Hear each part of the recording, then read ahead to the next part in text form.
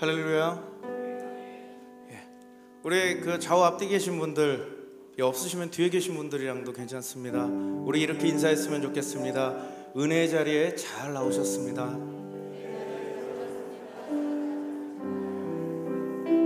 우리가 오늘 고난주간을 지키며 우리가 고난의 특밤 첫 번째 밤을 맞이했습니다. 이 시간이 우리 모두에게 있어서 정말 주님의 깊은 사랑과 그 놀라우신 은혜를 가슴 깊이 느끼게 되는 그런 복된 시간이 되기를 소원합니다. 우리 이 시간 함께 찬양하시면서 우리 주님을 바라봤으면 좋겠습니다.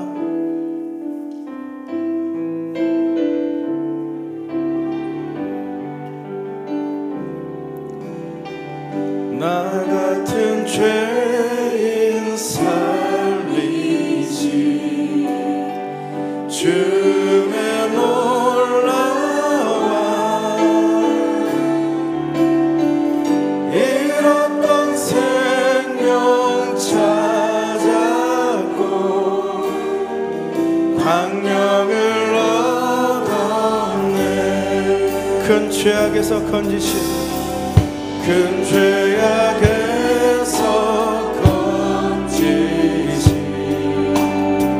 주의 놀라와 나 처음 믿은 그 시간 귀하고 귀하다. 주님을 찬양합시다. 주 찬양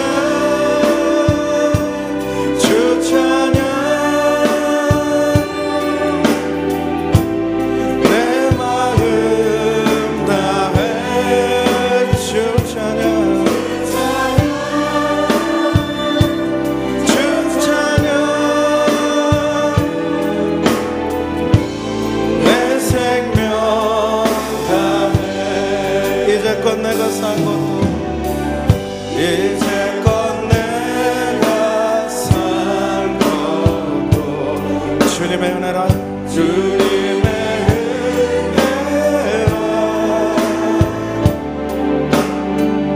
또 나를 창작본 향해 인도해 주시리 거기서 우리 영혼이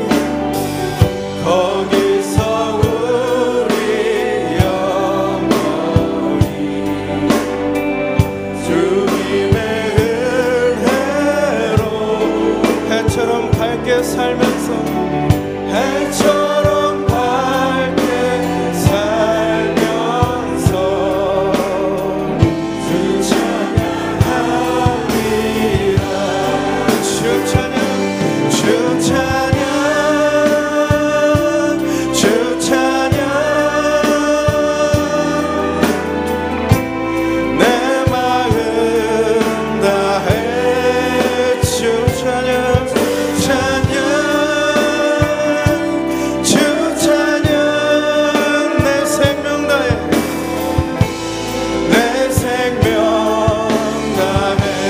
주 찬양 주 찬양 주 찬양 내 마음 다해 주 찬양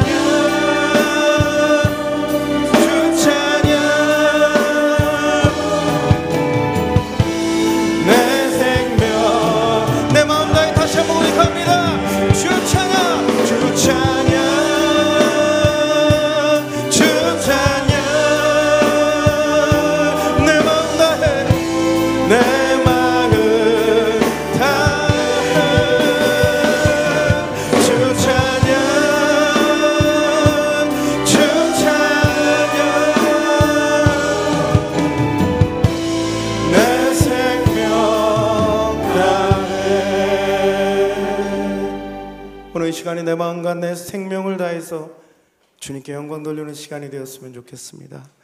아멘. 우리 이 시간 박수 치시면서 함께 우리를 구원하신 주님을 찬양합시다.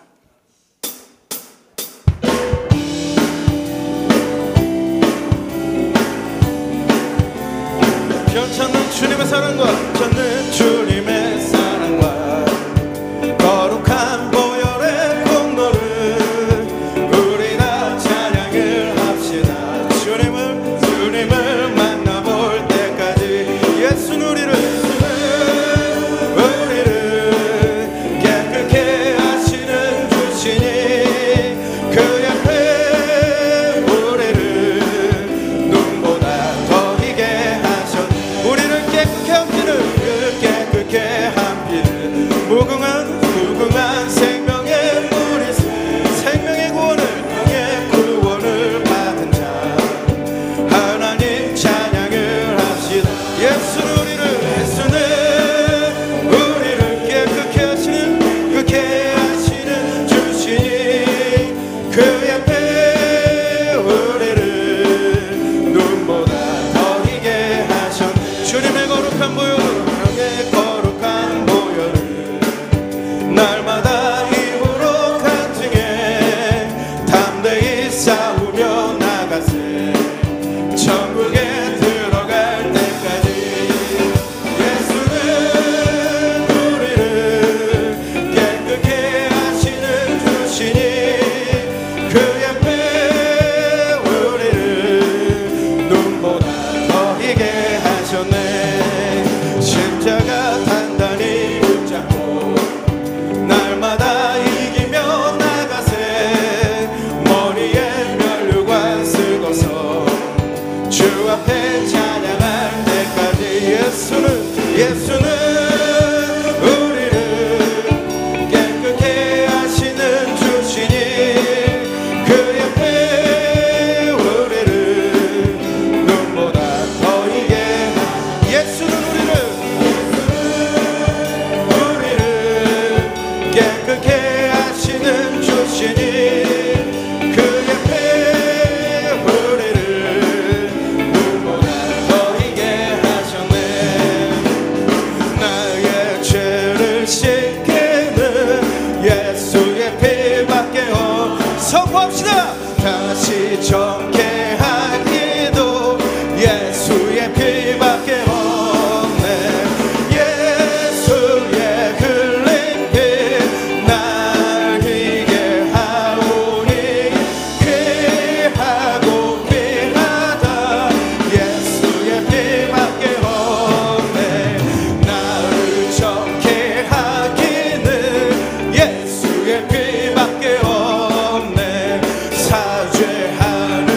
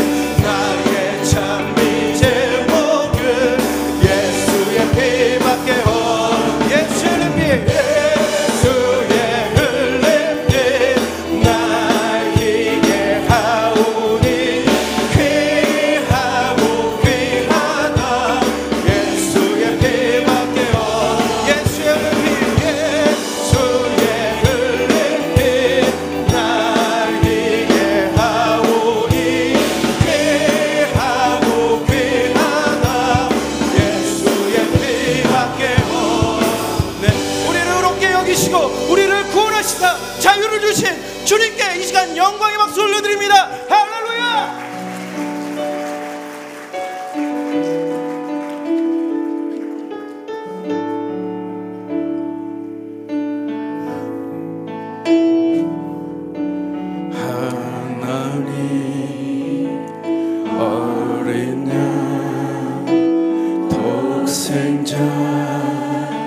예수 날 위해 죽으신 주님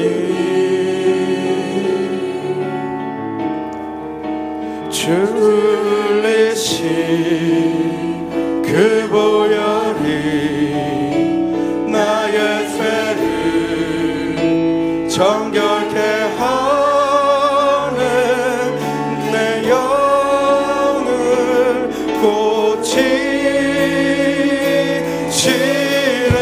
성축하리라 성축하리라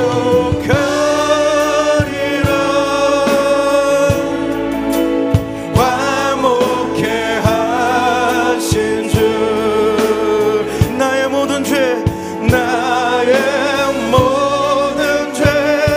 깨끗게 하셨네.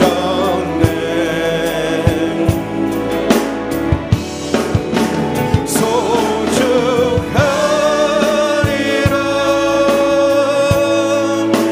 귀하신 어린 양 모두 절하고 모두 외치리라. 이 시간 어린 양 예수를 다시 한번 찬양합니다. 하나님 어린 양 독생자 예수 날 위해 죽으신 주 날 위해 죽으신 주님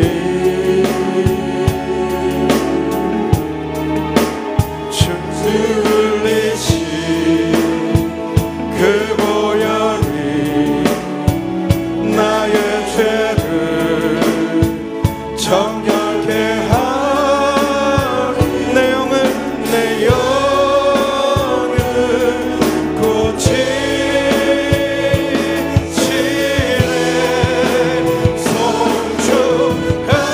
송축하리라 회복케 하신 주 나의 모든 죄 나의 모든 죄 깨끗게 하셨네. 주님을 찬양합니다.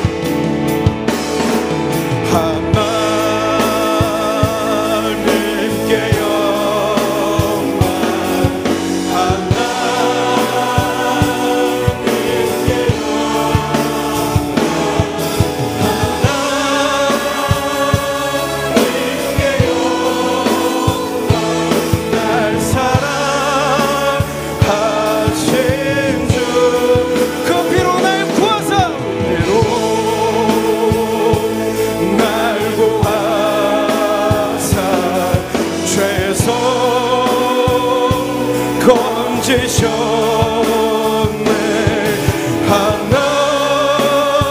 하나님께 영광, 날 사랑하신 주 바치리라 모두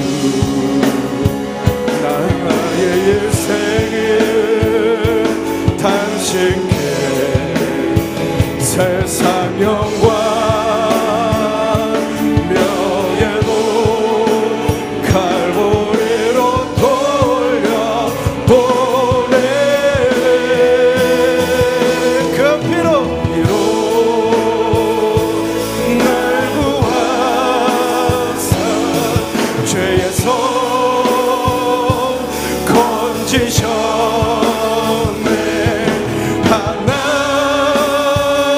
하나님께 영광, 날 사랑하신 주. 그 피로 날 구하사, 그 피로 날 구하사 죄의 손 건지셨네. 하나님께 영광, 날 사랑하신 주. 우리 이 시간 함께 기도하실 때에 그리스도의 사랑과 그리스도의 은혜를 생각하며 이 시간 내 모든 짐을 주님의 십자가 앞에 내려놓읍시다. 주의 붙드심을 의지하며 우리가 살게 하여 주시옵소서. 오늘 우리 강사 목사님을 통하여 하나님의 말씀을 들을 때에 그 말씀을 통하여 주님이 우리에게 보이신 생명의 길을 우리 그리스도의 보혈이 그 거룩한 옷을 입고 따르기를 결단하는 능력의 시간이 되도록 이 시간 역사하여 주시옵소서. 주여 세 번 부르시고 함께 통성으로 기도합니다. 주여, 주여, 주여. 주님, 주님의 가슴과 주님의 관심을 하는 은혜가 예루살렘에 덕하며 오늘 주님을 경외 나가기를 원합니다. 아버지의 수면을 보여주시고 아버지의 자녀를 하나님에게 하시고 아버지의 은혜 보여주시고 우리가 이렇게 하여 주시고 영광의 삶 결혼의 은혜로 우리가 오늘도 지나가는 할 수 있도록 주여 나의 은혜를 주의 나라로 베풀어 주시옵소서.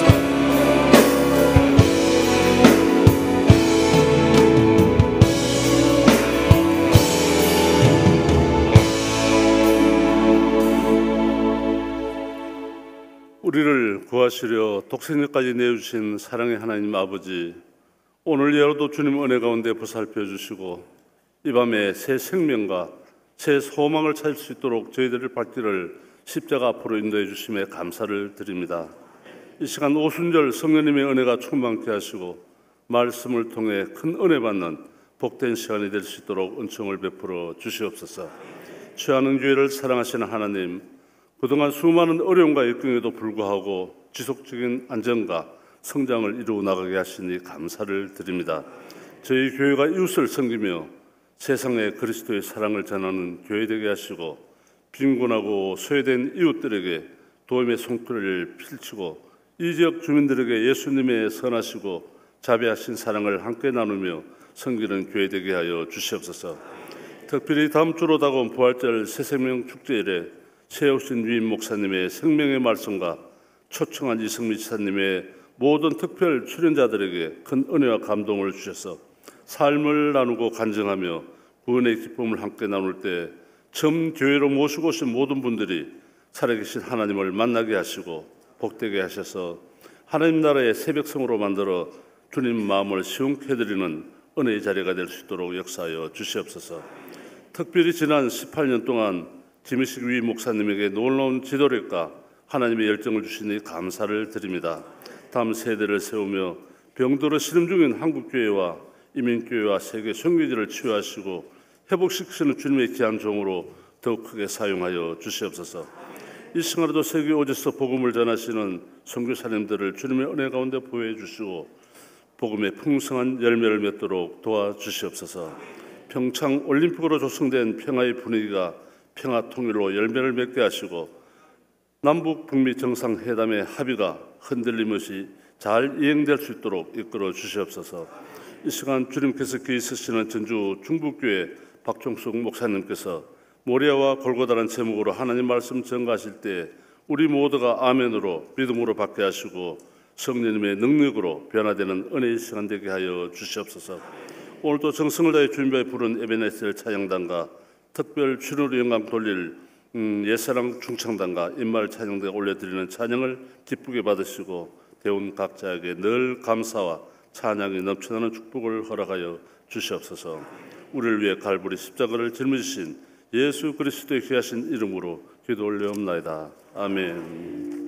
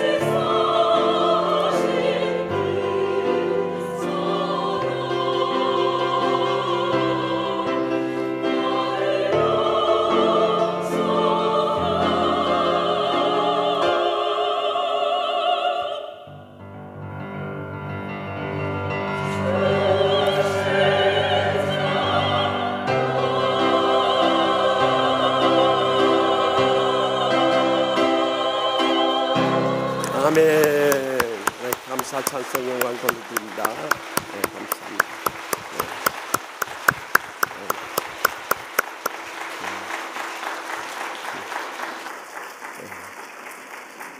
50대, 60대 돼서 저음성이 나온다는 것은 하나님의 은혜가 아니고는 불가능합니다. 아까 솔로 하신 서윤 권사님 같은 경우는 저하고 같은 교회 고등부를 같이 다녔는데 한 40여 년 세월이 지났는데 그때 음성이나 지금 듣는 음성이나 똑같은 것 같아요. 안 믿는 표정들을 짓고 계세요. 네, 말씀 보십시다. 다 같이 일어나십시다. 네, 오늘 우리 고난의 특별한 마음 첫째 날 주시는 하나님 말씀은 창세기 22장, 제가 가지고 있는 구약 성경 27페이지입니다. 창세기 22장 1절에서 14절까지 말씀, 긴 말씀이니까 우리 교독하시면서 하나님 음성 들으십시다. 창세기 22장 1절에서 14절 말씀입니다. 그 일 후에 하나님의 아브라함을 시험하시려고 그를 부르시되 아브라함아 하시니 그가 이르되 내가 여기 있나이다.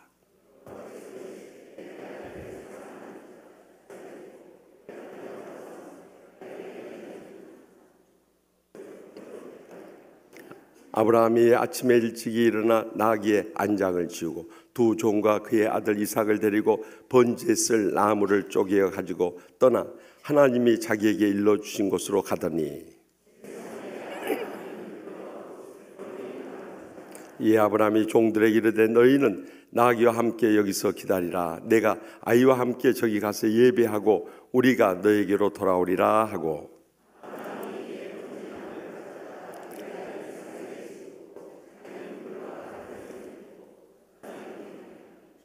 이삭이 그 아버지 아브라함에게 말하여 이르되 내 아버지여 하니 그가 이르되 내 아들아 내가 여기 있노라.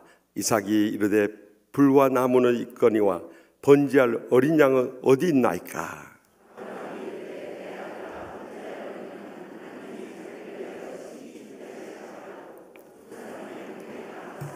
하나님이 그에게 일러주신 곳에 이른지라. 이에 아브라함이 그곳에 제단을 쌓고 나무를 벌려놓고 그의 아들 이삭을 결박하여 제단 나무 위에 놓고 여호와의 사자가 하늘에서부터 그를 불러 이르시되 아브라함아 아브라함아 하시는지라. 아브라함이 이르되 내가 여기 있나이다 하매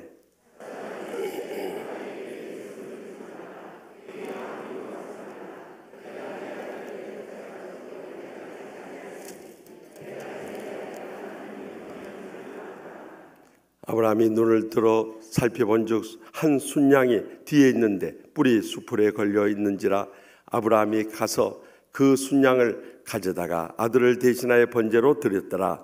아브라함이 그 땅 이름을 여호와 이레라 하였으므로 오늘날까지 사람들이 이르기를 여호와의 산에서 좀비되리라 하더라. 아멘. 이 말씀 살아계신 하나님의 말씀입니다. 아멘.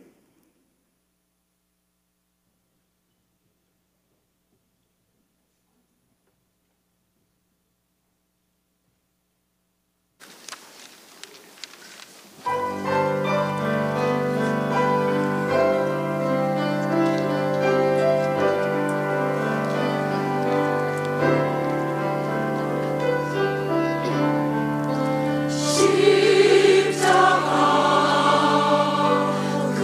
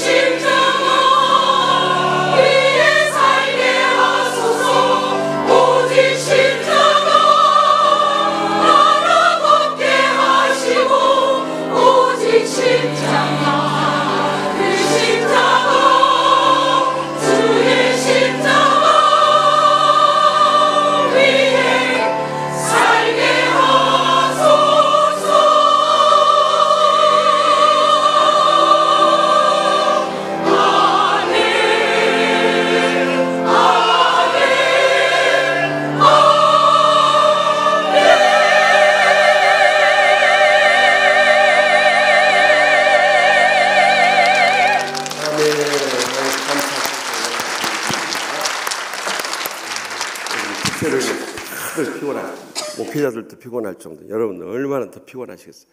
그래도 직장 끝나고 이렇게 많이들 오셔서 특세만큼은 못 모였지만 그래도 오실 분들은 다 오셔서 너무 감사합니다. 특별히 우리와 형제 기관인 세계적인 구호단체인 월드비전의 박찬주 차장과 이영호 PD님 오셨는데 어디 계십니까?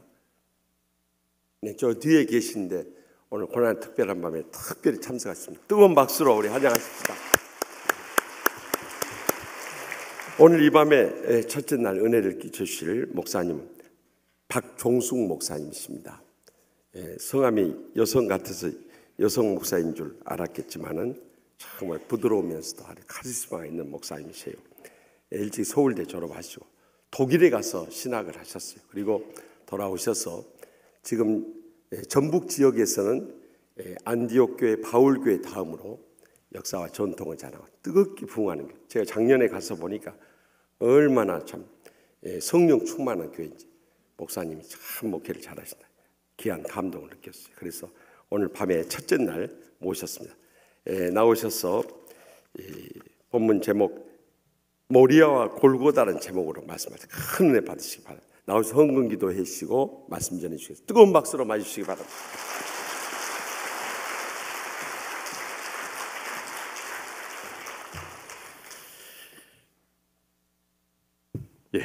기도하시겠습니다. 고마우신 아버지 하나님, 우리를 위해서 독생자 예수 그리스도를 십자가에 내어주심을 감사드리며 찬송드립니다. 화곡동 치유하는 교회 은혜를 사모하는 귀한 성도들이 고난의 아주 특별한 밤, 아버지 하나님 특별한 은총을 사모하면서 하나님 앞에 나왔습니다. 하나님께서 한 사람 한 사람 만나주시고 그들의 심령에 말씀하여 주시고 하나님 주시는 계시의 빛으로 영이 활짝 열리고 놀라운 은혜를 체험하는 말씀하신 그대로 고난의 아주 특별한 밤이 되어지도록 하나님께서 성령으로 역사하여 주시옵소서.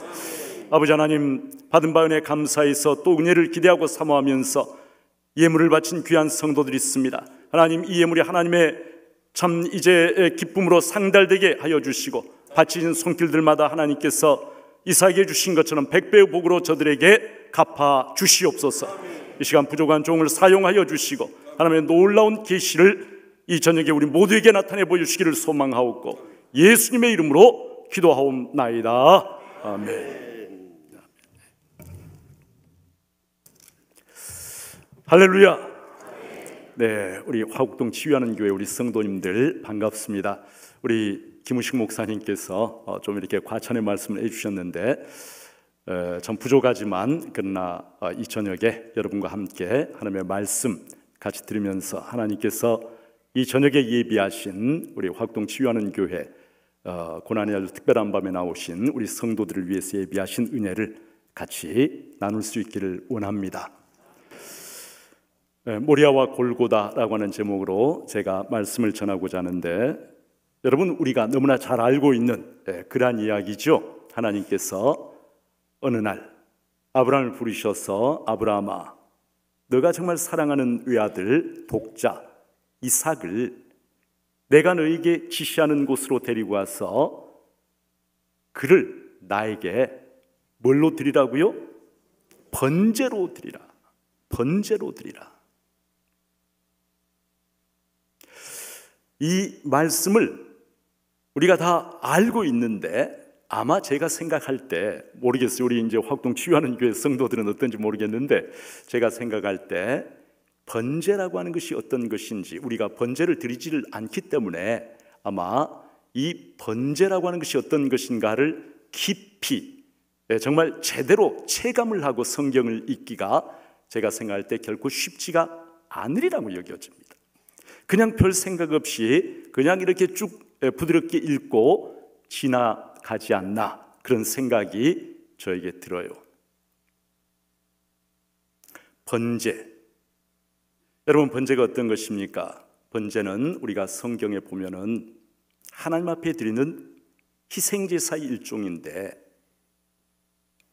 이제 송아지나 아니면 양이나 이런 것들을 하나님 앞에서 죽여가지고 피를 다 다 쏟아내고, 그리고 이제 그 성경에 보면 각을 뜬다는 이야기가 나와요. 각을 뜬다. 무슨 말이냐면은 조각조각을 낸다는 뜻입니다. 다 조각조각을 낸다. 목을 자르고 사지를 자르고 몸을 조각조각을 다 내.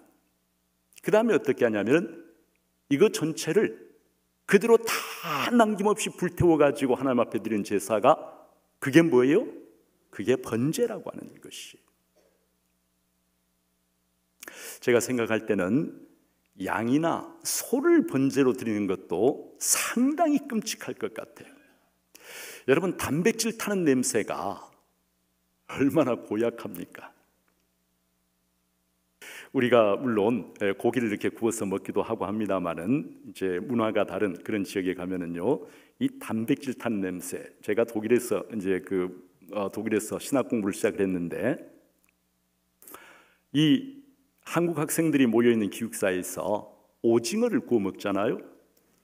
오징어를 구워 먹으면요, 경찰서에 신고가 들어갑니다. 우리한테는 너무 오징어 굽는 냄새가 좋게 느껴질지 모르지만은 독일 사람들이 냄새를 맡으면 기겁을 해요. 단백질 타는 이 냄새, 기겁을 해요. 경찰이 쫓아와요. 그리고 그런 일을 못하도록 그렇게 가로막습니다.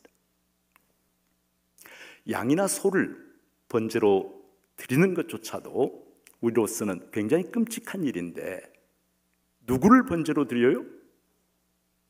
아들을. 근데 이 아들이 어떤 아들이에요? 100세에 얻은 하나밖에 없는 독생 외아들이에요.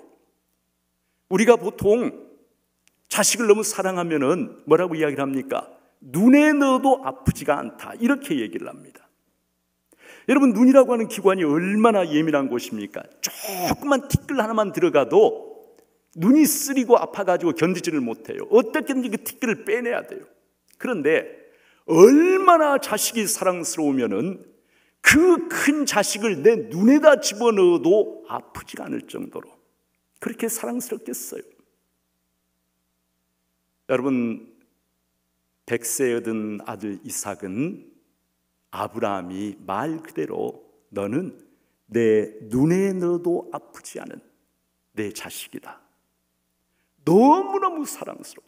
아브라함 자신의 생명보다 훨씬 더 귀한, 이 아들을 위해서라면 못할 것이 없는, 정말 금지옥엽 중에 금지옥엽인 그런 아들, 하나님의 약속으로 얻은 너무너무 귀한 아들, 인간적으로는 도저히 낳을 수가 없는데 하나님의 능력으로 100세, 살아는 90세가 돼가지고 얻은 이 천하보다 귀한 아들을 하나님께서 뭐라고 말씀하신 거예요? 번제로 드리라고 말씀합니다. 저와 여러분은 남의 이야기니까, 하나님이 나한테 그렇게 요구하신 거 아니니까 아무 생각 없이 그냥 읽고 지나갈 수가 있겠지만, 만일에 하나님이 그러실 일은 분명히 없지만 오늘 저녁에 우리 중에 누구에게 하나님께서 계시 중에 나타나셔가지고 얘야 너 제일 사랑하는 그 아들 있지, 그 아들 번제로 드려라, 이렇게 하면은 누가 순종을 할 수 있겠어요? 여러분, 이 이야기는 물론 하나님께서 너가 나를 얼마나 사랑하는지, 얼마나 너가 나를 신뢰하는지, 순종하는지 보자, 너의 외아들 이삭을 나에게 번제로 드려라 요구하신 그러한 것이긴 합니다만은, 그러나 인간적인 관점에서 본다면 너무나 끔찍하고 너무나 잔인하고, 그리고 아무리 하나님께서 나의 사랑과 순종을 알고 싶어 하신다 할지라도 이렇게 비도덕적인 방법으로 세상에 어떻게 내 자식을, 양이나 소가 아니라 내 자식을 번제로 드려가지고 나에 대한 너의 사랑과 순종을 입증해 보이라고 이야기를 할 수가 있는 것인지, 하나님, 이거 하나님 맞습니까? 이거 제가 여태까지 섬기던 하나님 맞습니까? 라고 항변하지 않을 수가 없는. 여러분, 만일에 믿음이 없는 사람이 읽으면은 이 이야기를 읽으면서 기독교의 하나님은 너무 잔인하고 끔찍한 하나님이다, 비도덕적이다, 반인륜적이다, 나는 이런 하나님 믿을 수 없다, 이렇게 생각을 할 거예요. 실제로 지난 세기 아주 위대한 철학자 중에 한 사람이었던 버트런드 러셀이라고 하는 사람이 있는데, 이 사람이 Why am I not a Christian? 나는 왜 그리스도인이 아닌가? 자기가 그리스도인인 이유 중에 하나로 들은 것이 창세기에 나타난, 특별히 22장에 나타난 이 하나님 너무 잔인하고 비도덕적이다, 반인륜적이다, 나는 이런 하나님을 믿을 수가 없다. 그래서 자기는 크리스찬이 아니라고 이야기를 했어요. 우리 화곡동 치유하는 교회 성도 여러분들은 오늘 이 이야기를 어떻게 이해를 하고 계십니까? 그리고 이 이야기의 가장 중요한 핵심이 어떤 것이라고 생각을 하고 계십니까? 많은 사람들이 이 이야기를 통해서 정말 뭔가 오늘 우리 시대에 맞지 않는, 그리고 구약 옛날 고대에도 잘 맞지 않는 그런 이야기라고 생각을 하실 수가 있어요. 그러나 여러분, 이 이야기는 그런 이야기가 아닙니다. 이 이야기는, 버트런드 러셀 같은 사람은 이 이야기를 완전히 오해한 것이, 오늘 저녁에 성령께서 저와 여러분의 눈을 밝혀주시고, 그리고 하나님께서 창세기 22장에 이 이야기를 통해서 우리에게 정말로 계시하고자 하신 것이 어떤 것인가를 깨닫는, 그리고 하나님의 사랑이 어떤 것인가를 깨닫는 놀라운 은혜가 고난의 아주 특별한 밤에 은혜를 사모해서 나오신 화곡동 치유하는 교회 모든 성도들에게 풍성하게 임하시기를 축원을 드립니다. 여러분, 하나님께서 말씀하셨을 때에 3절에 보면 아브라함이 아침에 일찍 일어나 나귀의 안장을 지우고 그 안장에다가 번제에 쓸 나무를 얹고 그리고 두 종을 데리고 길을 떠납니다. 아마도 두 종이 이제 이 나귀 새끼를 끌고 가고, 그리고 아브라함과 이삭은 이 나귀 뒤에서 천천히 걸어갔을 거예요. 여기가 어디냐면은 이스라엘의 그 남방이 시작된 네게브라고 불리는 광야지대가 시작되는 그 경계선상 위치에 있는 브엘세바예요. 그런데 하나님께서 말씀하신 모리아 땅 한 산, 거기가요 이제 북쪽으로 약 85km 정도 떨어져 있습니다. 그러니까 85km니까 천천히 걸으면은 사흘 정도 걸리는 그러한 거리예요. 그래서 이 사흘 동안 이제 아브라함이 이삭을 데리고 두 종과 함께 이제 모리아 땅으로 그렇게 갑니다. 가는데 여러분, 성경에 보면은 아브라함이 하나님의 그 말씀을 듣고 마음이 어땠는지가 전혀 기록이 안 돼 있어요. 밤새도록 잠을 자지 못하고 뒤척였다든지, 아니면 하나님께 항변을 했다든지, 번뇌 때문에 너무너무 힘들어했다든지, 그런 일체의 이야기를 성경 저자는 기록을 안 하고 있습니다. 그렇다고 한다면 아브라함이 아무 감정이 없어서 하나님 하라고 하시니까 해야지, 그거 당연한 거 아닌가, 이렇게 하면서 그랬을까? 아브라함은 그렇게 비정한 아버지였을까? 우리 중에 그렇게 생각하는 사람 물론 아무도 없을 것입니다. 그러나 아브라함의 가슴이 찢어지고 고통스럽고 이해할 수 없는 하나님의 말씀이지만, 그러나 그 말씀에 대한 일체의 아브라함의 반응을 기록하지 않고 그냥 담담하게 그냥 아브라함이 순종하는 모습으로 아침 일찍이 떠난 것만 기록을 하고 있어요. 여러분, 아브라함이 그 사흘길을 걸어가면서 브엘세바로부터 모리아까지 85km 사흘 동안을 걸어가면서 아무 생각이 없이 그렇게 걸어갔을 리가 절대 없습니다. 온갖 상념이, 수많은 생각들이 아브라함의 가슴에 교차하고, 그리고 그의 마음이 참 힘들었을 거예요. 이 아들이 어떤 아들인가?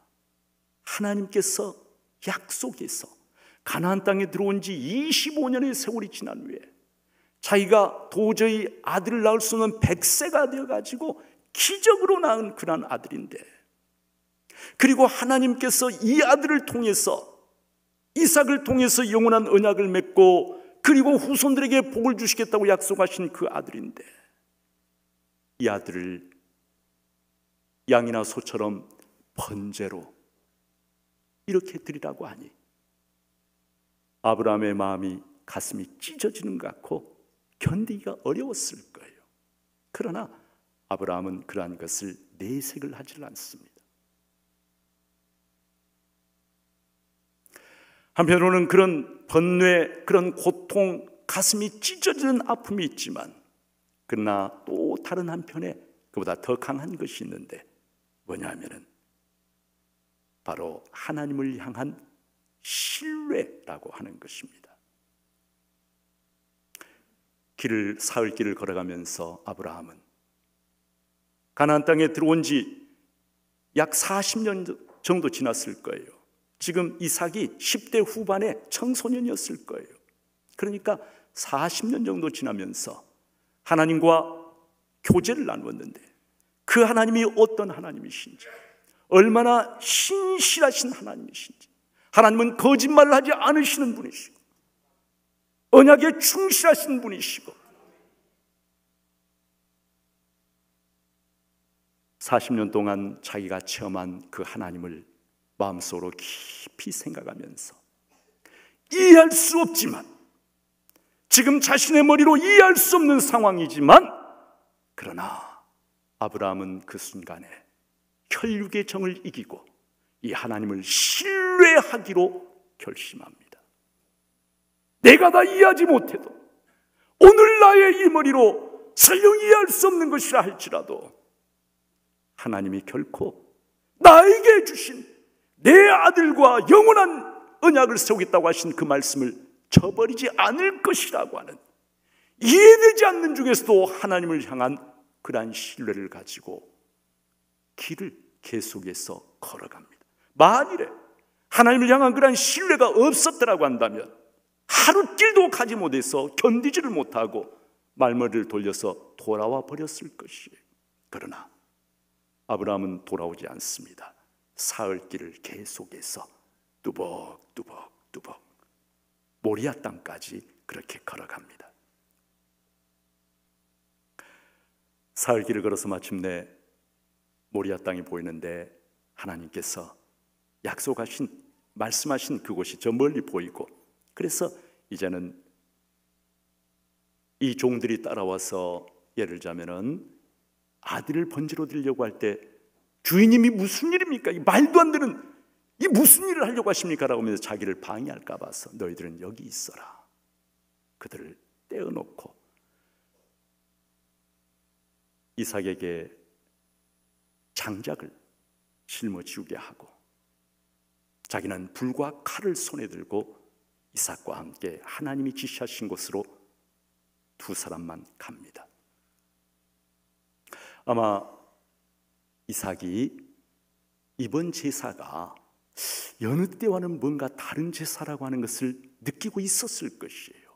왜냐하면 아브라함이 아무리 숨기려고 해도 아브라함의 여느 때와는 다른 그 모습, 결연한 표정, 비장하게 보이는 모습, 이런 것들을 통해서 뭔가가 좀 다르구나, 이번 제사는 특별한 제사로구나, 이런 느낌을 가졌을 거예요.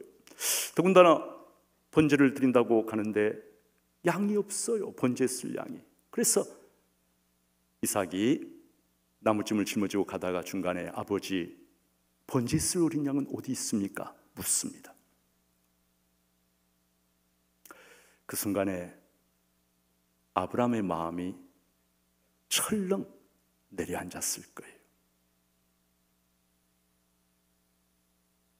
아마도 이삭이 그 질문을 하게 되면 어떻게 하지? 두려워하면서 가고 있었는데 마침내 아들이 결국은 그 질문을 해버린 거예요. 번제에 쓸 어린 양은 어디 있나이까? 여러분, 아브라함이 이삭을 돌아보면서 얘야, 번제에 쓸 어린 양은 바로 너다 얘기를 했어야 하는데 뭐라고 이야기를 합니까? 오늘 성경에 보면은 아브라함이 이르되 내 아들아, 번제할 어린 양은 하나님이 자기를 위하여 친히 준비하시리라.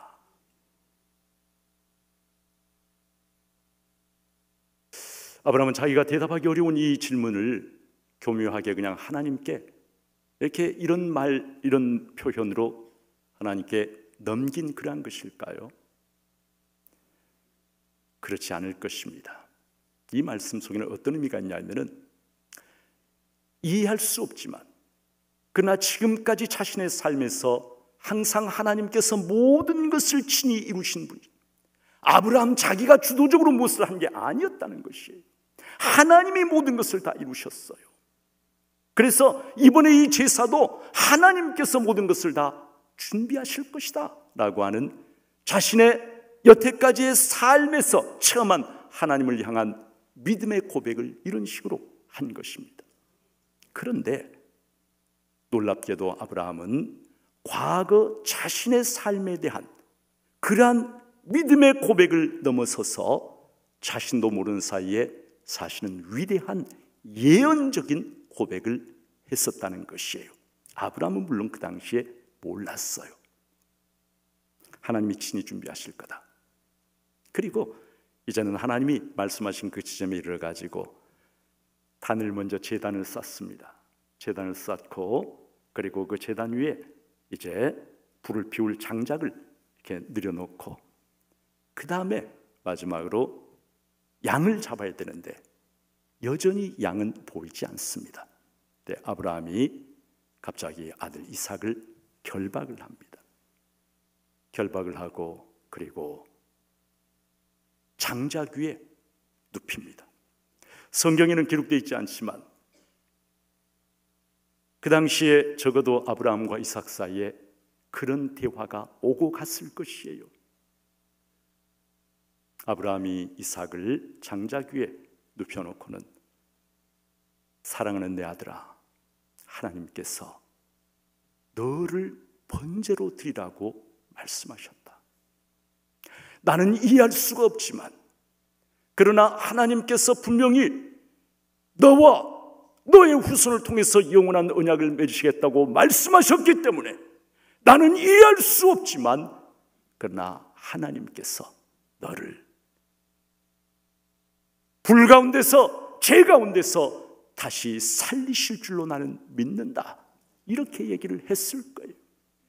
실제로 히브리서 기자가 아브라함의 믿음을 이야기하면 히브리서 11장 9절에 보면 하나님께서 능히 죽은 자 가운데서 다시 살리실 걸로 생각했다라고 기록을 하고 있습니다. 그때 이삭은 뭐라고 대답했을까요? 이삭은 아버지를 신뢰합니다.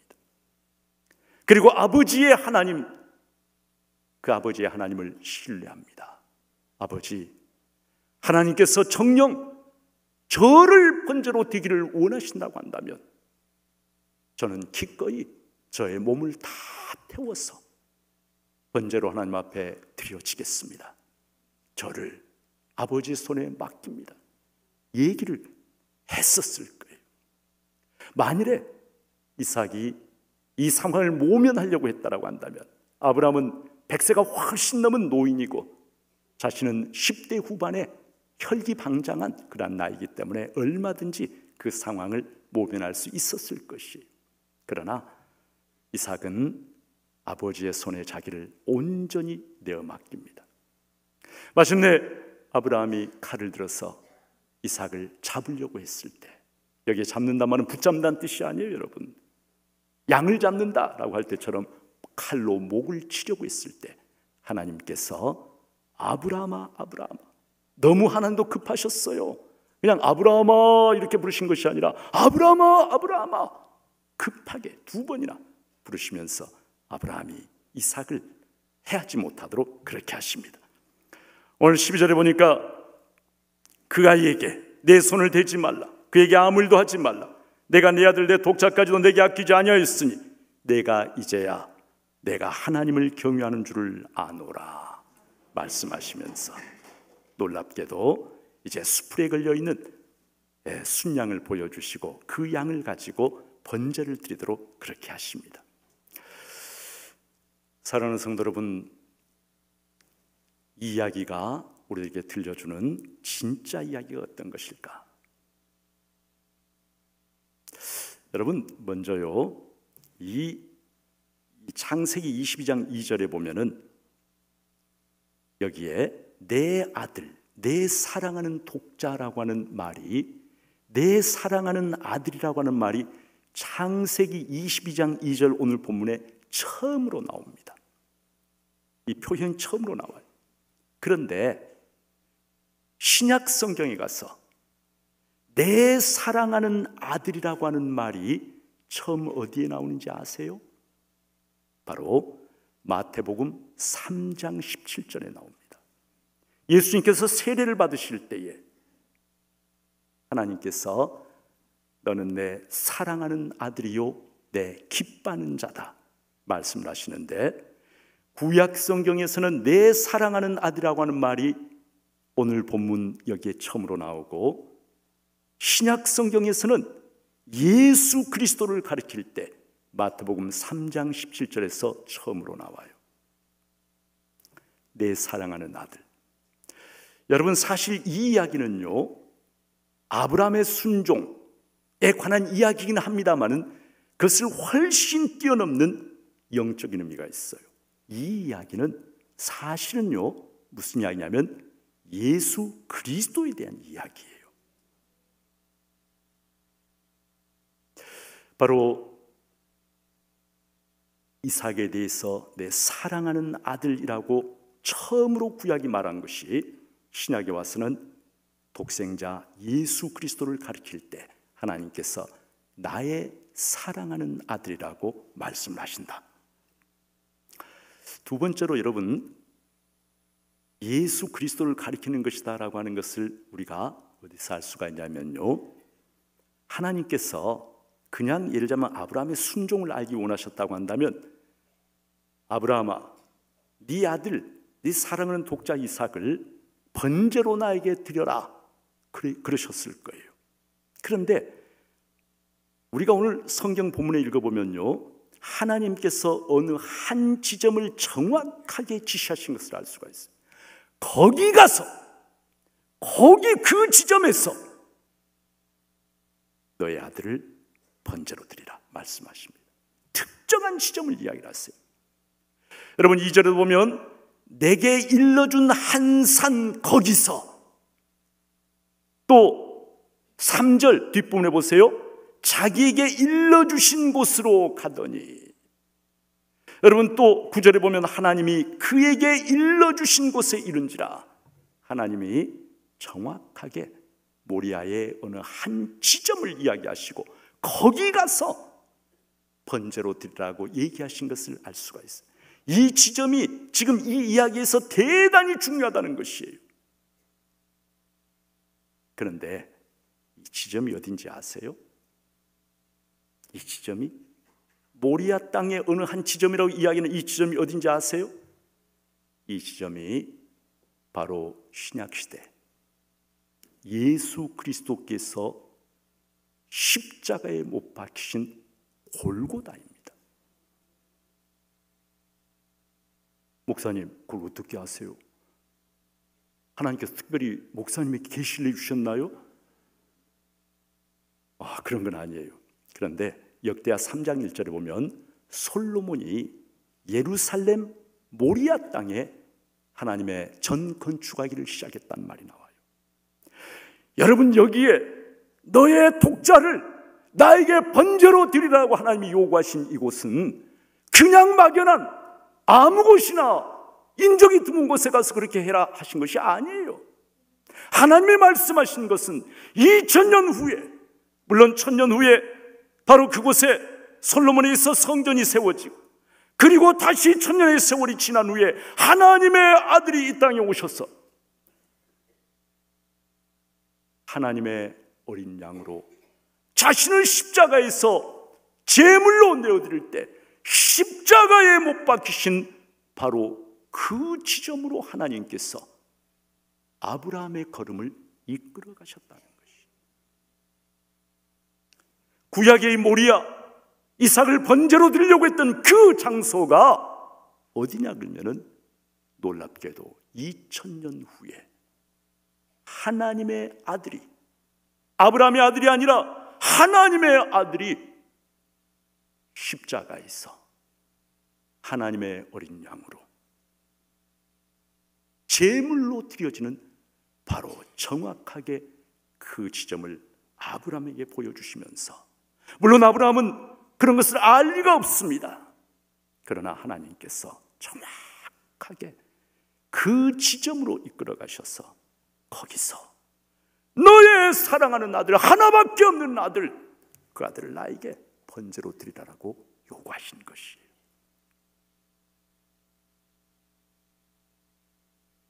아브라함은 거기에서 순양을 발견하고 하나님이 준비해 놓으셨구나.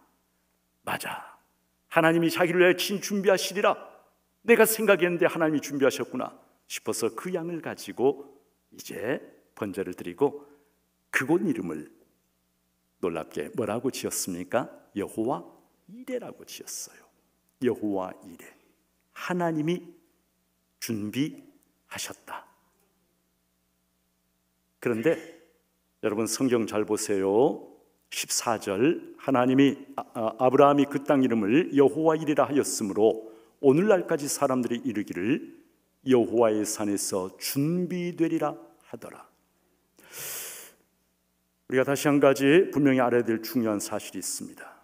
여기에 보면은 여호와의 산에서 준비되었더라가 아닙니다. 여호와 이레의 의미를 풀어서 설명하면서요, 여러분 뭐라고 되어 있냐면 미래 시제로 되어 있어요. 미래 시제, 과거 시제가 아니에요. 하나님께서 순양을 대신 준비해 놓으셨다. 여호와 이레, 하나님이 이삭 대신에 순양을 준비해 놓으셨구나. 하나님이 준비해 놓으셨다가 아니라 뭐냐면은 여호와의 산에서 준비되리라. NIV 영어 성경에 보면은요, On the mountain of the Lord, 여호와의 산에서 it will be provided, 준비될 것이다. 미래 시제로 되어 있습니다. 준비되었다가 아니라 준비되어질 것이다. 이 산에서, 여호와의 이 산에서 장차 준비될 것이다. 여러분 뭐가 준비된다는 거예요? 하나님의 어린 양이 여기 이곳에서 준비될 것이다 그 말이에요. 물론 아브라함도 몰랐고 성경을 기록한 모세도 몰랐고 그 사람들은 몰랐어요.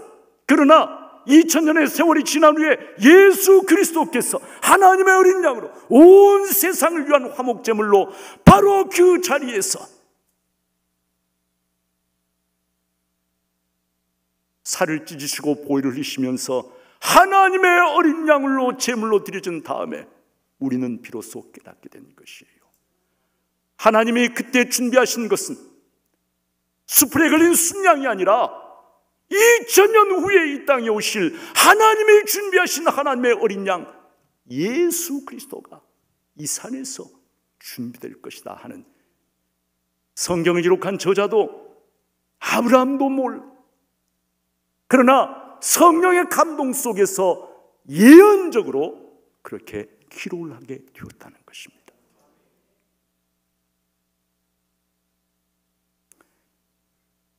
그때 이삭이 번제로 드리기 직전의 상황에서 하나님은 아브라함의 외아들 이삭을 아껴주셨습니다. 물론 12절에 보니까 내 독자까지도 내게 아끼지 아니하였다 말씀하시는데, 그러나 번제로 드려지기 직전의 상황에서 하나님은 독자 이삭의 생명을 아껴주셨어요. 그에게 손대지 말아라, 아무 일도 하지 말아라, 아껴주셨어요. 그러나 성도 여러분, 2000년 후에 예수 그리스도께서 아브라함의 외아들이 아니라 하나님의 외아들이 이 땅에 오셔서 바로 이 자리에서 십자가에서 죽으실 때 그 아들이 십자가에서 엘리 엘리 라마 사박다니, 나의 하나님 나의 하나님 어찌하여 나를 버리셨나이까 절규하면서 아버지로부터 버림받은 그 고통 속에 처절하게 숨을 거두어 가실 때조차도 하나님은 당신의 독생자를 아끼지 아니하시고 저와 여러분 우리 모두를 위하여 이 아들을 내어주셨습니다. 로마서 8장 32절에 보면 자기 외아들을 아끼지 아니하시고 우리 모두를 위하여 내어주신 하나님께서 어찌 그 아들과 함께 모든 것을 우리에게 주시지 아니하겠느냐 말씀을 하십니다. 창세기 22장의 이 이야기는 여러분 잔인하고 비도덕적이고 비윤리적인 하나님, 네가 진짜 나를 사랑하면 네 가장 아끼는 네 아들 이삭을 죽여서 나에게 제물로 바쳐봐라, 그러면 내가 너를 믿겠다, 이런 하나님이 아니라 정반대예요. 정반대예요.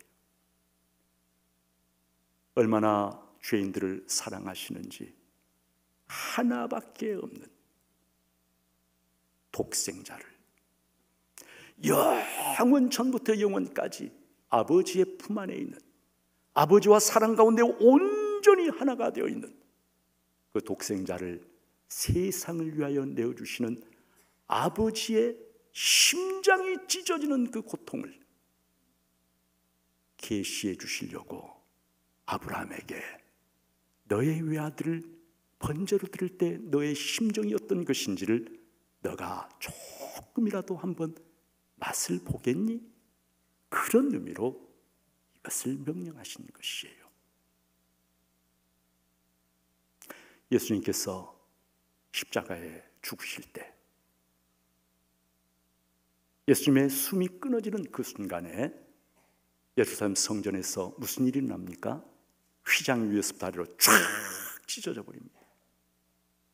성소와 지성소를 나누고 있던 그 두꺼운 휘장이 찢어져 버립니다.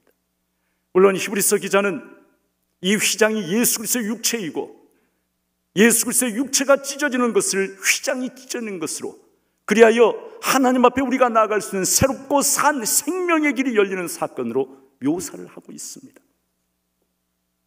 그러나 저는 그 성경 구절을 읽을 때마다 그런 생각이 들어요. 지성소를 가리고 있던 성전의 휘장이, 그 두터운 휘장이 쫙 찢어진 그 사건은 하나님의 사랑하는 아들이 십자가에서 숨을 거두실 때 아버지 하나님의 심장이 찢어지는 그 사건을 상징적으로 보여주는 것이다. 하나님이 얼마나 우리를 사랑하시는지, 독생자를 십자가에 내어주시고 그 처절한 절규를 나의 하나님 나의 하나님 어찌하여 나를 버리셨나이까라고 아들이 십자가에서 절규하며 고통스러워할 때도 하나님은 저와 여러분에게 생명의 길을 열어주시려고, 구원의 길을 열어주시려고 심장이 찢어지는 아픔을 견디시면서 묵묵히 침묵을 지키고 계셨다는 것이에요.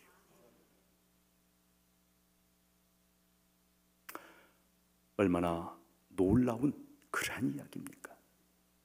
하나님은 백세의 얻은 아들을 너무너무 사랑스러워서 아브라함이 이삭한테 홀딱 빠져 있으니까 질투심에 눈이 멀어가지고 그놈 나한테 한번 바쳐봐라, 그러면 네가 이삭보다 나를 더 사랑하는 것을 믿겠다, 그런 하나님이 아니라 저와 여러분을 위해서 하나님의 외아들을 십자가에 내어주실 그 사건을 이 이야기를 통해서 우리에게 미리 보여주시면서 하나님께서 2000년 후에 온 세상을 위해서 구원의 역사를 이루실 것을 이런 식으로 우리에게 미리 보여주신 것이 바로 이 사건이다 하는 것입니다. 하나님의 관심은 아브라함이 애지중지하는 이삭을 빼앗으신 데 있는 게 아니에요. 하나님의 관심은요, 아브라함에게 가장 좋은 것, 여러분 가장 좋은 것이 뭔지 아세요? 하나님의 독생자 예수 그리스도예요. 가장 좋은 예수 그리스도를 아브라함의 후손들에게 주시기 위해서. 그래서 아브라함을 어디로 불러내셨냐면 바로 모리아로 불러내셨다는 것입니다. 성도들, 우리가 알아야 됩니다. 하나님께서 우리에게 뭔가를 요구하실 때 하나님의 관심은 우리가 애지중지하는 그 무엇을 빼앗으신 데 있는 게 아니에요. 하나님이 뭐가 부족해서 우리한테 뭔가를 빼앗으려 하시겠어요? 하나님이 요구하실 때 언제나 하나님의 관심은 우리에게 가장 좋은 것을 주시려고 그러시는 거예요. 여러분, 우리가 이 땅에 살면서 하나님의 자녀, 하나님의 백성, 하나님은 우리가 이 땅에 살면서요, 하나님의 자녀로서의 특권과 복을 풍성하게 누리며 살기를 원하십니다. 우리가 영적으로 가난하고 보잘것없고 무기력한 그런 존재가 아니라 하나님의 복을 풍성하게 누리면서 그 복을 세상에 흘려보내면서 우리가 복이 되어가지고 아브라함을 부르실 때 너는 복이 될지라 말씀하셨잖아요. 복을 흘려보내면서 사는 그러한 백성이 되기를 하나님 기대하고 원하세요. 그런데 우리가 어디서 복을 받느냐?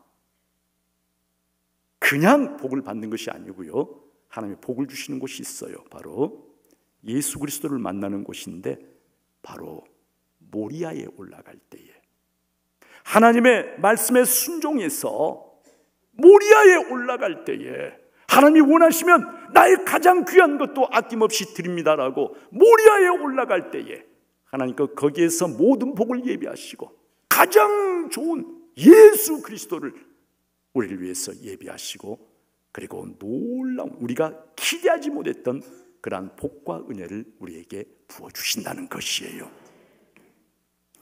우리가 이 땅에서 복을 받지 못하고 살고 있다고 한다면 그것은 모리아에 올라가지를 않기 때문에 그래요. 순종하는 걸 두려워하기 때문에 모리아를 올라가지 않고 그냥 그 주변만 맴돌고 있기 때문에 하나님께서 복을 주시지 못하시는 것이. 저는 지금까지 이렇게 살면서 하나님 정말 신실하시다라고 하는 것을 참 여러 차례 이렇게 많이 체험을 했습니다.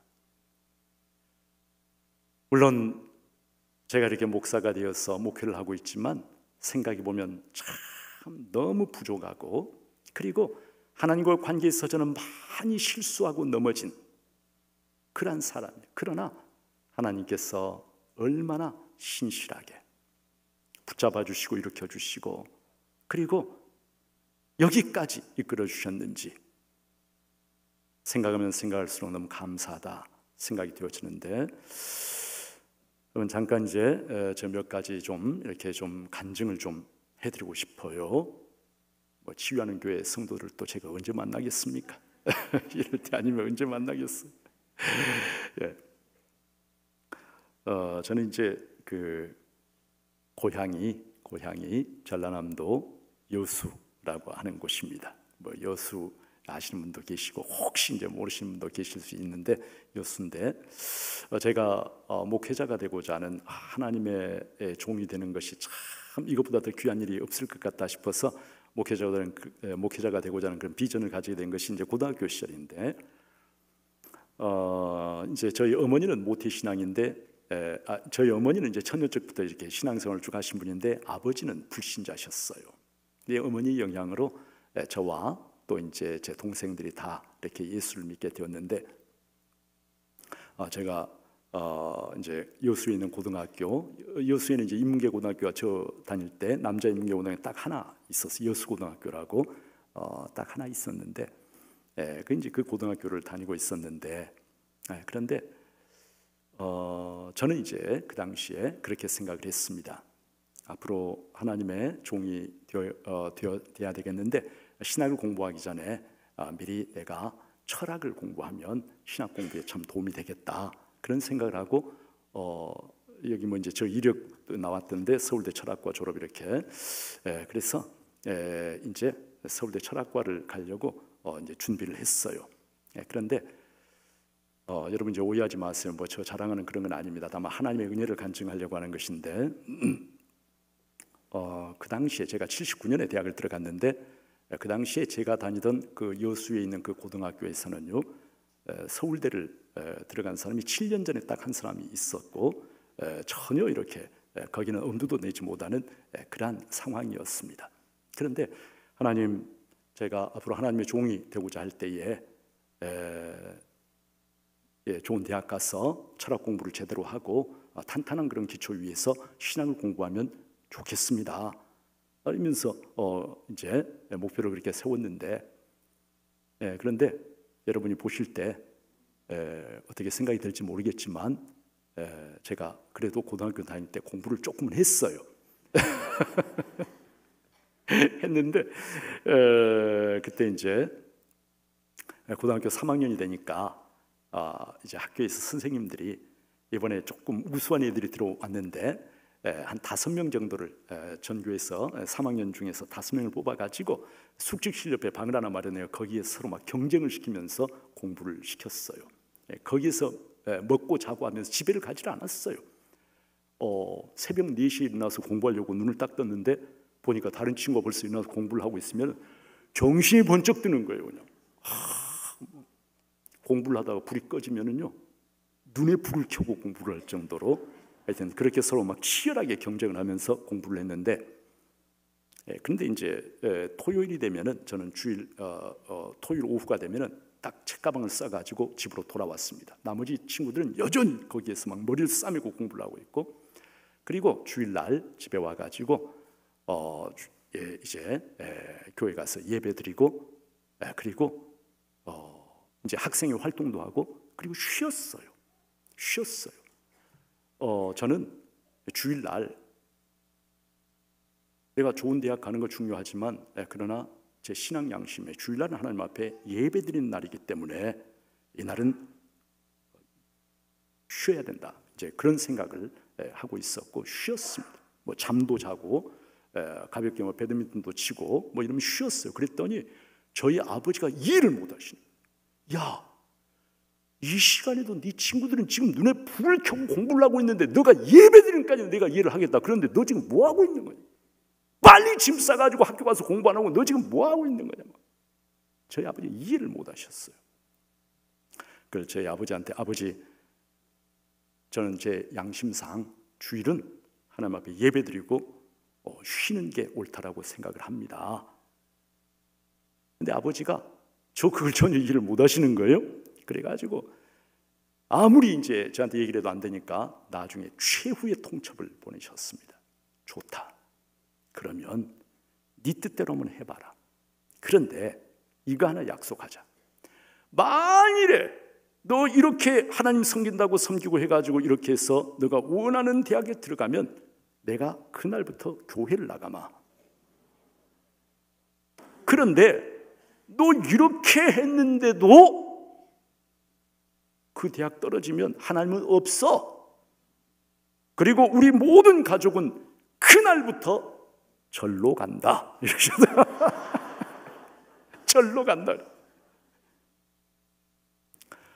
아버지의 그 최후 통첩을 들으니까 저도 이제 더 긴장이 되더라고요. 이게 만일에 잘못해가지고, 근데 도대체 어느 정도 공부를 해야 그 대학에 들어가는지를 사실은 몰랐어요. 그냥 열심히 하는데, 그래서 심지어는 조금 율법주의적이라고 생각을 하실지도 모르지만은, 그러나 주일날 예배드리고 일찍 자고 12시가 되면 일어나가지고 그때부터 월요일이라고 생각을 하고 공부를 하기도 했습니다. 근데 그해 이제 시험을 쳤는데 놀랍게도 하나님께서 다른 두 친구는 이제 공대에 합격을 하고 그다음에 이제 저는 원하는 대로 인문대학에 합격을 시켜주셨어요. 저는 그때 제가 물론 7년 만에 참 우리 학교에 그 전통이 있어서 7년 만에 이런 참 놀라운, 그래서 그때 정말 여수 전체가 막 떠들썩한 이제 그런 사건이었는데 뭐 수십 년 전 이야기예요. 지금은 뭐 그리고 그 좋은 고등학교 돼 가지고 좋은 대학들도 많이 가요. 근데 옛날 이야기를 지금 제가 드리는 거예요. 제 그 고등학교 시절. 그때 제가 느낀 것이 하나님은 얼마나 신실하신 분이신가. 눈앞에 욕심 때문에 말씀을 버리는 것이 아니라 하나님의 말씀을 붙잡고 하나님을 신뢰하며 나가면 하나님은 어떤 경우에도 책임져 주시는 신실하신 하나님이시구나 라고 하는 것을 제가 정말 온몸으로 느꼈어요. 저는 그 사건이 지금부터 수십 년 전 사건입니다. 40년도 더 지난 사건입니다. 그러나 지금까지 제가 인생을 살아오면서 내 인생에 하나님은 신실하시다라고 하는 것을 온몸으로 체험한, 그리고 그때 느낀 것이 뭐냐면 말씀을 붙잡고 순종하면 하나님이 책임져 주시구나라고 하는 것을 저는 그때 그 이후로도 물론 삶의 과정들이 있었지만은 그때만큼 정말 온몸으로 느낀 적이 없어요. 제가 대학에 들어간 물론 주위에 있는 사람들이 막 대단하다 박수 쳐주었지만 저에게 있어서는 대학이 문제가 아니라 하나님을 체험한, 하나님의 신실하심을 체험한, 그것 때문에 잊어버릴 수 없는, 제가 죽을 때까지 아마 잊어버릴 수 없는 사건이 될 거예요. 어떤 특정 대학을 이야기하는 게 아니에요. 하나님의 신실하심이었다는가를 그때 정말 뜨겁게 체험. 그런데 그것으로 끝나는 게 아니고요, 저희 아버지가 정말로 그때부터 교회를 나가기 시작하셨어요. 그리고는 저는 저희 아버지는 안 변할 줄 알았거든요. 저희 아버지가 체구도 크시고 약주도 굉장히 좋아하시고, 그 다음에 좀 제 어렸을 때는 아버지가 좀 두려웠어요. 사실 좀 무서운 분이셨어요. 그래서 우리 아버지가 인간적인 약속 때문에 교회를 나가시기는 할지 모르지만 우리 아버지는 절대 안 변할 거다, 그렇게 생각을 했는데 저희 아버지가 변하시더라고요. 교회를 나가면서 변하기 시작하시고 저희 아버지가 그래가지고 새벽 기도를 나가시고, 어머니는 쭉 새벽 기도를 하셨는데 어머니가 몸이 아파 못 나가시더라고요. 아버지가 혼자 새벽 기도를 나가시고 얼마 지나지 않아서 또 이제 뭐 남성교 회장도 하시고 막 하시다가 장로가 되셨어요. 장로가 되셨는데 저희 아버지가 70에 은퇴를 하실 때 목사님이 이제 은퇴 기념회를 드리잖아요. 은퇴 기념회를 읽지를 못하고 눈물을 흘리시면서 중간에 말이 막혀가지고 막 그냥 흐느껴 우셨어요. 왜냐하면 저희 아버지가 장로로서 정말 충성스럽게 목사님을 잘 도와드렸어요. 목사님이 힘들고 정말 눈물 나는 그 시간에도 변함없이 목사님 곁에서 목사님 함께 어려운 짐을 짊어지고 목사님을 세워드리면서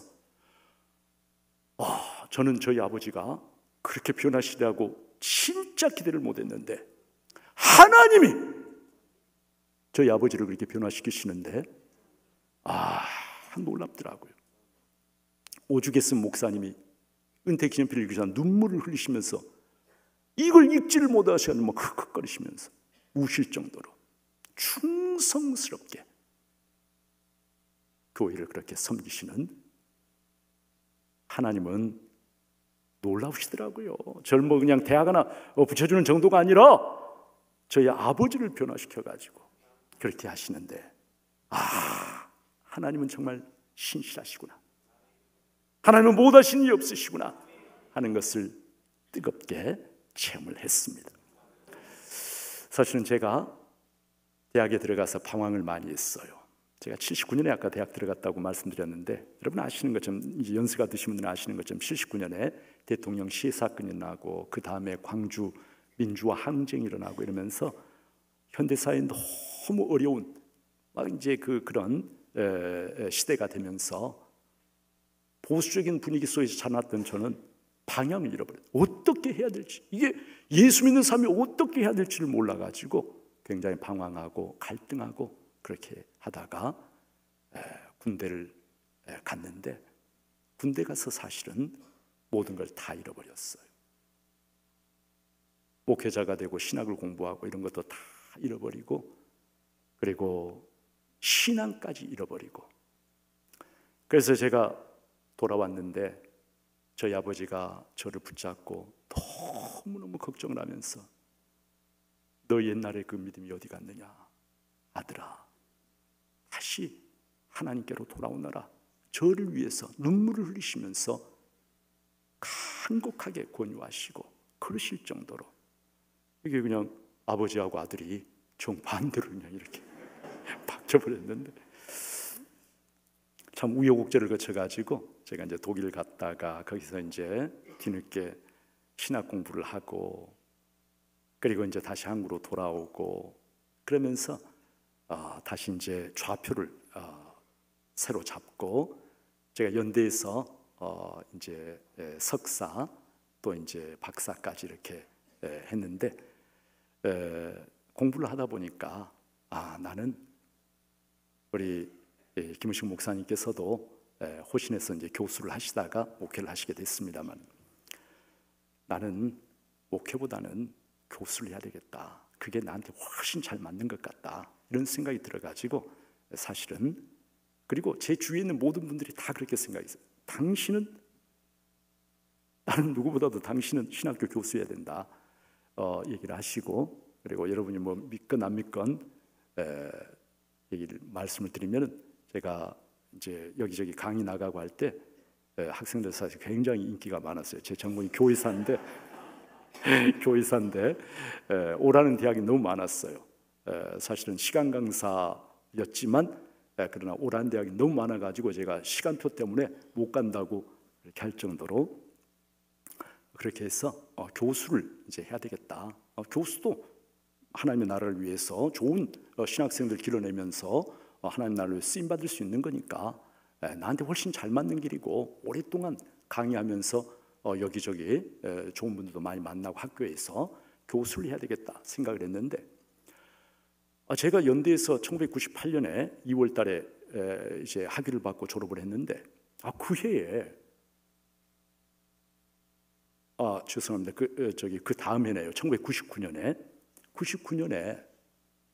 호주에 아주 작은 교회가 아이들까지 다 합쳐가지고 18명, 그러니까 성인 한 6가정 정도의 아이들이 있는 이제 그런 작은 교회가 설립이 됐는데 그 교회 장로님이 목회자를 찾으러 한국에 오셔가지고 저희 연세대학교의 어떤 신학고 교수님을 찾아오신 거예요. 그래서 좋은 목회자로 소개를 좀 해달라고. 저는 그때 막 여기저기 막 강의 나가느라고 정신이 없었는데 근데 그 교수님께서 저는 지금도 이해가 안 가요. 제가 연대를 8년을 다녔지만은 석사 2년, 박사 6년에서 도합 8년을 연세대를 다녔어요. 근데 저는 교회사가 전공이고 그분은 기독교 교육이 전공이어가지고 한 번도 제가 그분 수업을 들은 적이 없어요. 그냥 제가 이제 그냥 이제 캠퍼스에서 그냥 이제 인사만 하고 지내는 그런. 근데 그 교수님께서 전 지금도 모르겠어요. 왜 저를 추천하셨는지 몰라요. 자기 제자도 아닌데 수업 한번 들은 적이 없는데 그 친구가 가려고 할지는 모르겠는데 내가 볼 때는 그 친구를 누구누구를 이제 모시면 참 좋을 것 같다 그러셨다는 거예요. 그래가지고 그때 이제 제 나이가 한국 나이로 딱 40이었어요. 지금 제가 59입니다. 19년 전 이야기인데 아까 목양실에서 이야기하다가 김우식 목사님이 내가 58년생이니까 저보다 이제 2년 위라고 하시면서 내가 형님이네 그러셨는데 예, 하여튼 그래가지고 제 나이가 딱 40이었는데 그 장로님이 저를 찾아오셔가지고 목사님, 우리가 호주의 시드니에 좀 좋은 교회 하나 이렇게 만들어 보려고 6가정 정도가 모였습니다. 오시겠습니까? 이러는 거예요. 그래서 너무 어처구니 없고 사실 전혀 준비가 안 돼 있는 상황이고, 그리고 저는 지금도 많은 사람들이 저를 보고 혹시 교수님이세요? 저한테 자꾸 그래요. 그럼 그 말 들으면 저는 사실 굉장히 기분이 나빠요. 내가 지금 목사한 지가 몇 년인데 아직도 날 보고 지금 그런 소리 하냐고. 그런데 그분이, 그 장로님이 어떻게 목사님, 그때 저기 전도사인데 아직 목사 안수도 이제 아직 안 받았을 때였어요. 장신대에서 신대원 졸업을 했지만 오시겠습니까? 그러는 거예요. 제 나이가 40인데 너무 뜻밖이고, 그러나 일단 장로님 제가 기도 한번 해보겠습니다. 기도를 하기 시작하는데 내가 고등학교 시절에 목회자가 되고자 했던 그러한 소원을 가지고 하나님 앞에 기도했던 게 생각이 나는 거예요. 그리고 중간에 방황하고 독일 가서 신학을 공부하고 이제는 목회자보다는 신학 교수 쪽으로 방향을 들고 여기까지 왔는데 하나님이 얼마나 정확하신지, 그리고 심지어는 이것까지 생각이 나는 거예요. 옛날에 제가 대학 1학년 때인가 언제였는가, 하여튼 그 여의도에서 그 대형 엑스폴로 막 해가지고 대형 집회를 하고 했는데, 그때 비도 좀 오고 했었는데, 그때 일어나가지고 내 생애 어느 한순간에 1년은 제가 자비량으로 해외 선교사로 섬기겠습니다라고 하나님 앞에 서야겠던 게 생각이 나는 거예요. 그러니까 여태까지 까맣게 잊어버리고 전혀 생각을 안 하고 있었는데, 고등학교 시절에 내가 목회하겠다고 하나님 앞에 얘기했던 거, 그 다음에 여의도 광장에서 비 맞으면서 일어나가지고 1년 동안 자비량 선교하겠으면 다 그게 막 생각이 나는 거예요. 그래서 하나님, 제가 아무리 생각해도 저는 신학교 교수가 체질인데요. 하나님, 저는 목회가 굉장히 두려워요. 사실은 목회 못할 것 같았어요. 하나님, 저는 아닌데요. 근데 기도를 하면 할수록 어떤 생각이 드냐면은, 야, 내가 여태까지 너 공부시켜 주지 않았냐. 그러면서 하나님께서 꼭 이렇게 말씀하시는 것 같아요. 너 학교에서 가르치는 건 수많은 인맥도 있고, 학교마다 학생들한테 인정도 받고 있고, 주변에 다 그렇게 생각하고, 너 힘으로도 얼마든지 할 수 있지만 호주에 가서 목회하는 것, 너는 목회 경험도 없고 훈련도 받지 않았고 나 바라보지 않으면 할 수 없는데, 너 힘으로 살아가는 인생을 살래? 아니면 나만 바라보고 가는 인생 살래? 그러시는 것처럼 느껴지는 거예요. 고민이 되더라고요. 근데 기도하면서, 하나님, 제가 제 주위에 있는 사람들, 그리고 제 경험과 지식 가지고 제 힘으로 살아가는 인생이 아니라, 호주 땅에 가서 나를 아는 사람도 없고 도와줄 사람도 없고, 가는 교회는 조그만한 교회, 언제 없을지 모르는 그런 교회지만, 그러나 그곳은 하나님 바라보지 않으면 안 되는 곳이기에 제가 그곳으로 가겠습니다. 지금부터 제가 제 지식과 경험이 아니라 하나님 붙잡는, 이제 인생 40이면 80 산다고 했을 때 딱 꺾어지는 지점인데, 지금부터는 제가 하나님 바라보는 인생 살겠습니다. 그러면서 호주로 가기 결심을 했어요.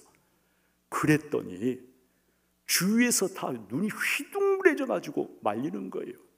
저에게 가르침을 주셨던 은사님들부터, 너 미쳤냐?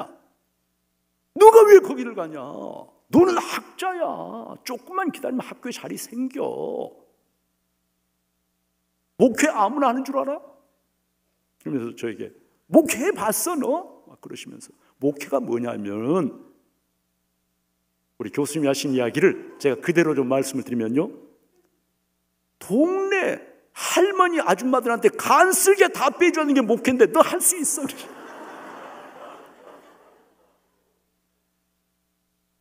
제가 간은 하지만 쓸개는 좀 빼줬습니다. 왜냐하면 나중에 쓸개에 돌이 많이 생겨가지고 쓸개 제가 수술을 했거든요. 쓸개는 뺐어요. 제가 쓸개에 빠진 그런 사람인데, 근데 주위에서 다 말렸어요. 그 교회 없어지면 어떻게 하려고 그래요? 아니 왜 선배님 거기를 가요? 그 교회 없어지면 어떻게 해요? 그 조그만 교회 뭐 보장되는 거 아무것도 없는 그 교회를 왜 가려고 그래요? 다 말렸어요. 다 말렸어요. 한 사람도 저의 이 결심을 인정해 주는 사람이 없었어요. 그러나 저는 그때 진짜 결심했어요. 내 힘으로, 내 지식과 내 경험으로, 뭐 사람들 아는 사람도 학교에 가면 많고 여기저기 서로 오라고 하는데 이건 너무너무 쉽게 살아가는 길인데, 호주에 가서 목회라는 건 뒤에는 태평양뿐이고 물러설 수 없고, 여기 가서 하나님 바라보고 목회하며 하나님만 바라보는 삶을 살아야 되겠다. 그리고 갔어요. 갔는데 물론 이제 지금 시간이 벌써 이렇게 돼버렸는데 제가 전주를 내려가야 되기 때문에 제가 다 말씀 못 드리고, 참 놀라운 것이 제 인생이에요. 시간 알려주시네. 제 인생에 가장 잘한 선택 중에 하나가 바로 그때 하나님 바라보고 호주로 간 것이었어요. 내 지식과 내 경험, 학위 가지고 여기서 어떻게 해보려고 했으면은 어떤 삶이 됐을지 물론 모르지만, 그러나 호주에 가서 하나님이 얼마나 성실하게, 신실하게 도와주시고 이끌어주시고, 때로는 물론 큰 어려움도 있었어요.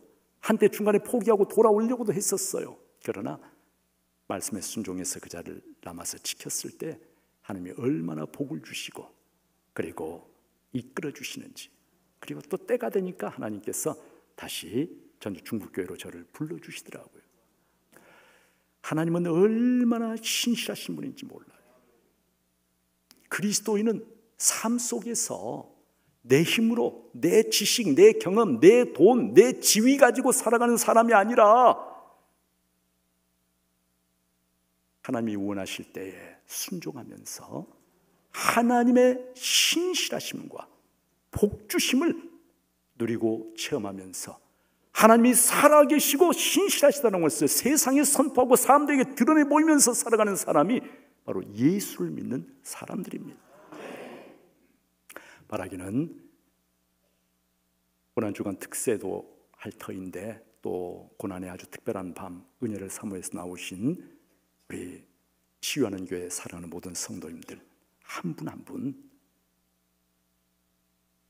모리아에서 하나님을 만나고 나에게 가장 좋은 것을 예비해 놓으신 그 하나님을 신뢰하면서 이 땅에서 복을 받고 그 복을 흘려보내면서 하나님의 영광을 드러내며 하나님의 선하심을 자랑하면서 살아가는 복된 분들이 다 되시기를 주님의 이름으로 축원합니다.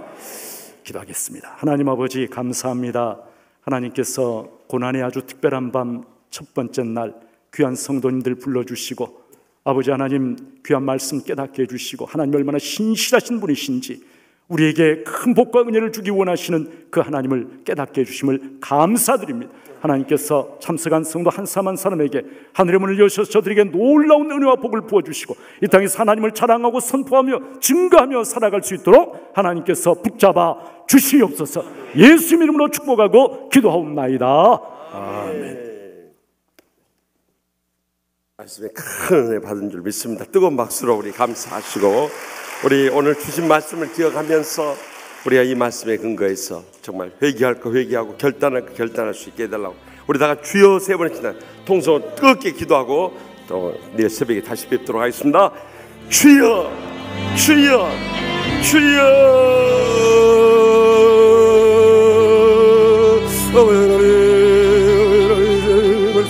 하나님의 말씀을 주시하여 하나님의 결단하며 제대로 그러시오 감사합니다. 하나님의 시간을 주시옵시고 하나님의 들어주시는 게 요즘 하나님의 우리 모두의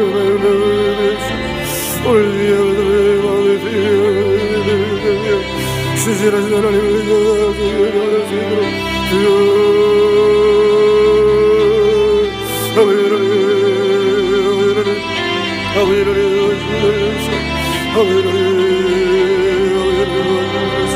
아버지